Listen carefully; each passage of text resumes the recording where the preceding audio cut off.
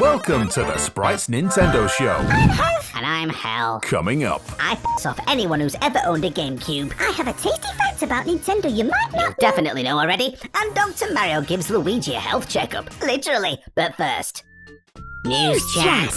Well, it looks like the Nintendo Switch 2 might have leaked. A lot of people seem convinced it's real anyway. If it's true, amazingly my expectations have been both surpassed and dashed at the same time. How's that possible? Surpassed? Because Nintendo have made a sensible console sequel without random gimmicks like a second screen, weird controller, carry handle, or a shoe shiner or whatever they'd stick on it. Dashed because it's just the Switch. Again. And likely about $200 more than the last one. Did you see someone had a go at 3D printing it to see what it would look like in real life? It's certainly much bigger, and it's going to be so much more powerful. Yeah, but this is Nintendo's idea of more powerful. We're expecting 4K 60 frames per second at a minimum. What we'll get is guaranteed 720p. Maybe anti-aliasing, if we're lucky. Well, I'm excited. Oh, is that what that face is? I thought you'd licked a dishcloth or something. I haven't licked a dishcloth.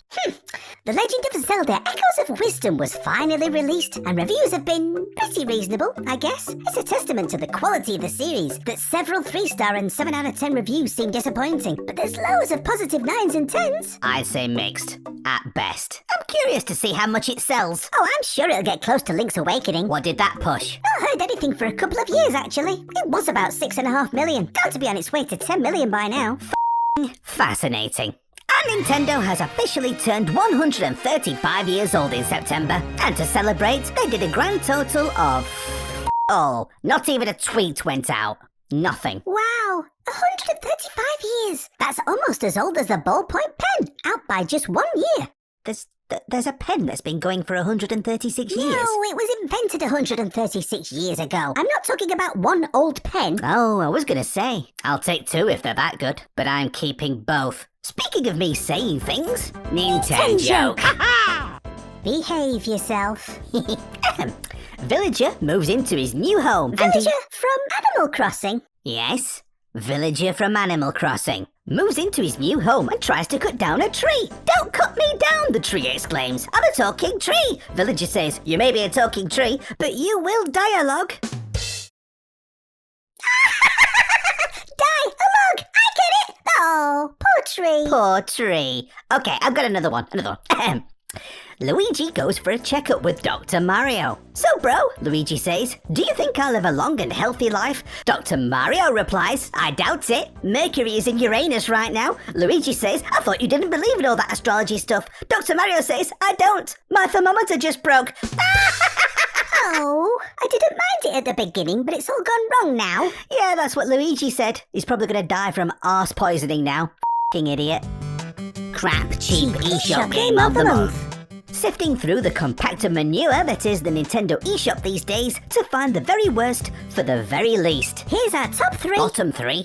Bottom 3 picks. Number 3 is Alien Planet. I'm guessing it's spelt wrong on purpose. Avoid aliens and defeat them to survive. Number 2 is Hot and Hentai. A most alluring puzzle game. Dear Lord, the crap they put on eShop these days. And finally, Space Bouncer. Avoid obstacles and collect as many points as possible. And the winner is... The loser is...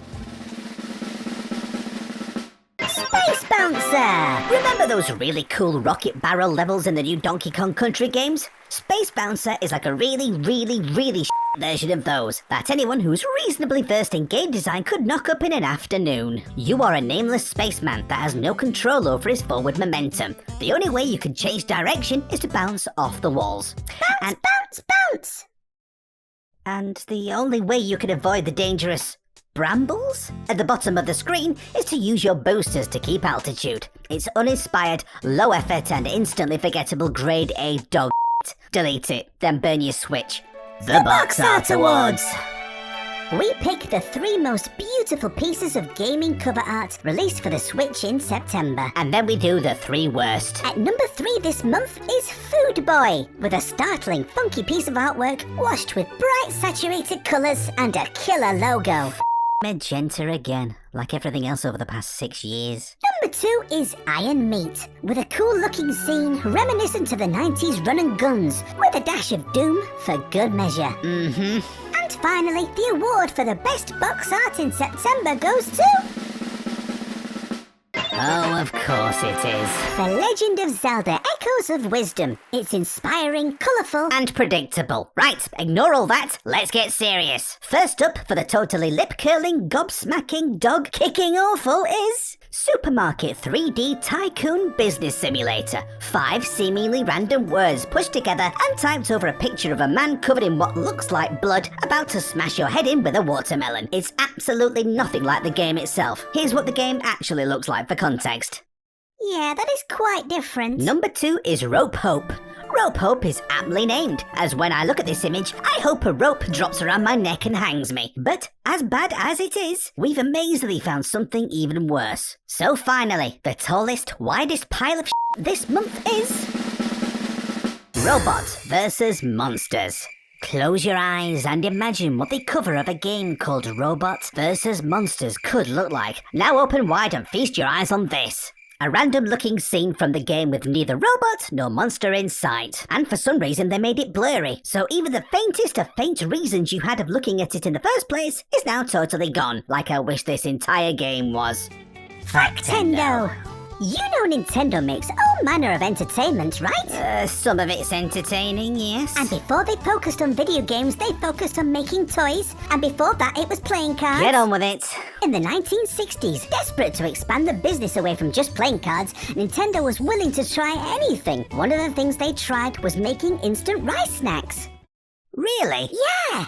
In September 1949, when the famous Hiroshi Yamauchi became the next head of Nintendo, his first venture away from playing cards was to produce instant rice. He figured the enormous success of instant noodles would easily cross over to rice, but there were a couple of problems. I bet there was.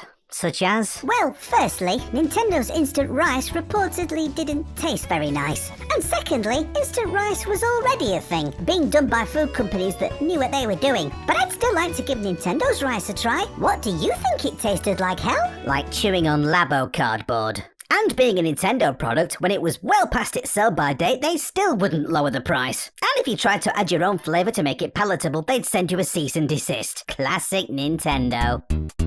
Spade panel. We spin the wheel to generate a random discussion topic, so let's go. Ugliest? This is already good. Nintendo? Oh, please be ugliest Nintendo employee. Hardware? No. Ugliest Nintendo hardware? Oh, it's another negative one. I know the answer straight away. Original Nintendo 2DS. Awful to look at. Looks like something you'd get free with a Happy Meal. Or something you wedge under a door when it's windy. I was going to say the Virtual Boy, but I think it's kind of cool, actually. Am I the only one that thinks the GameCube looks stupid? We're all used to the way it looks now, sure. But it's not a cube. The front panel looks gormless. The carry handle makes it look like a special needs lunchbox, and it's bloody purple. It's cute. Everyone loves the GameCube. Well, everyone's wrong. It's ugly. I've decided. Except the controller. That's just perfect. Endgame. Thank God.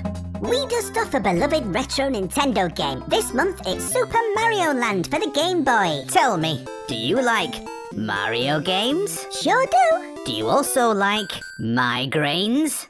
What? Then you love Super Mario Land. Mario's first adventure onto the small screen plays like you're picking eggshell out of an omelette. Will you be positive? I was. The omelette is actually a huge pile of Super Mario Land was released in the US in 1990. It was simple, fun, and the music was oh so good. For a product of the time, it's still perfectly playable today. Yeah, for about 5 minutes. There are 12 levels. 12. You can play them again. I love how someone thought it was a good idea to have everything super small so you can't tell what the you're doing. You can barely see the original Game Boy screen as it is. It's hard enough watching this. The game is set in Sarasaland. Princess Daisy, the ruler of Sarasaland, has been kidnapped by the alien Tartanga, who hypnotizes her and takes over the kingdom. Mario sets out to save the day. And did you know it was produced by the creator of the Game Boy himself, Gunpei Yokoi? Legend. I'd love to see a remake. You say that about every game. I can guarantee you're seeing no remake of Super Mario Land. It would need a total ground-up reimagining to make it work, but I've got a better idea. A new